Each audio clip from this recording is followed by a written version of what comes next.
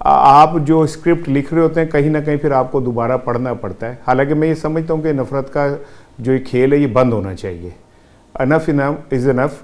और आप भी कल एक मुलाकात में थे, बड़ी बड़ी अहम मुलाकात थी, बड़ी, और उसमें जो जेस्चर हमें मिला वो ये था कि जो क्या कहते हैं हमारे एस्टेब्लिशमेंट है उसका पॉलिटिकल मामला से कोई ताल्लुक नहीं, ये डिसीजन सियासी जमातों ने लेने। आपको याद होगा कि मेरे सवाल के जवाब में भी इसी तरह की बात आई। तो फिर अब सियासतदानों को ज़रा आगे बढ़ना चाहिए ना। हाँ जी, ये ओनरशिप लेनी चाहिए ना इस निज़ाम की और आगे बढ़ें। आगे बढ़ के कोई बहादुरी से डिसीजन लें।